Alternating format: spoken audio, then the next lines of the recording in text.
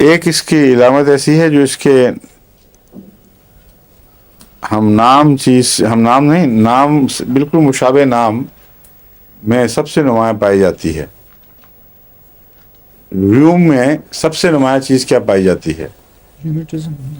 ریوم، دست، اسہال، اور کھٹی بو والے اور کوپیس،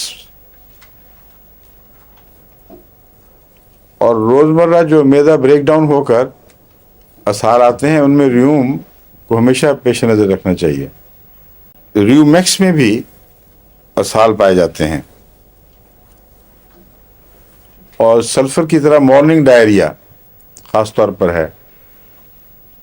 ریوم میں کوئی مارننگ ضروری نہیں ہے، ریوم میں آدھی رات کو بھی ہو سکتا ہے، کسی وقت بھی ہو، لیکن بعض دوائیں ایسی ہیں جن میں صبح کا پہلا ڈائریا، صبح اٹھتے ہی ڈائریا یا ڈائریا کے اثر سے صبح اٹھے آدمی، اس میں ریومیکس بھی شامل ہے۔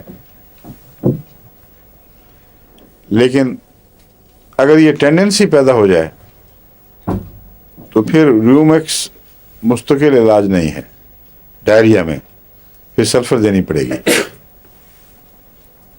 چوٹی کی اینٹی سورک ہے سلفر، اور ڈائریا میں اینٹی سورک کیوں استعمال ہوتی ہے؟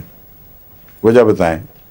ڈائریا کے کرونک ہونے پر جو میں نے کہا سلفر دی جاتی ہے اور یہ اینٹی سورک ہے، تو اینٹی سورک دوائی کی کیوں ضرورت پڑی؟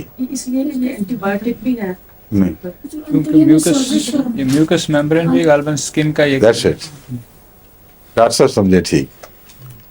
پہلے کئی دفعہ آپ کو سمجھایا ہے کہ میوکس میمبرینز جو اندرونی سطح ہیں وہ بیرونی سطحوں سے مشابہ ہیں۔ جسم جو ہے وہ ٹیوب ہے ایک قسم کی، ایک اندر کی طرف سطح بنی ہوئی ہیں، ایک باہر کی طرف۔ باہر کی سطح کو ہم جلد کہتے ہیں، اور موٹی ہو تو کسی کی جلد تو کھال کہہ دیتے ہیں، ٹھیک ہے نا، تھک سکنڈ مطلب ہے۔ اور اندر کی سطح جو ہے وہ ہوتی ہے میوکس میمبرین۔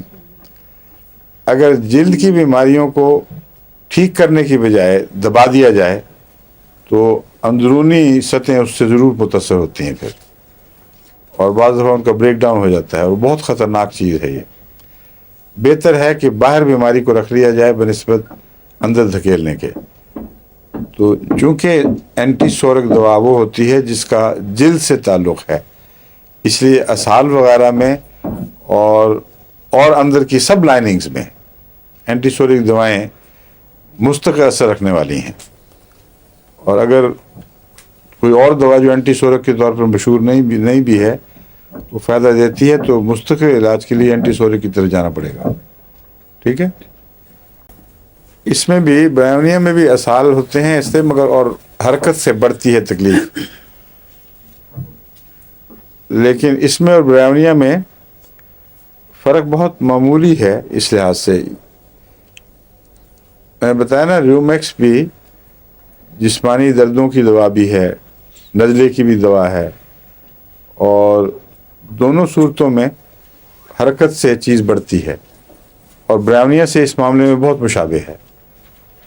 برائیونیا میں بھی نزلہ بھی اور جسم کی دردیں بھی حرکت سے بڑھتی ہیں۔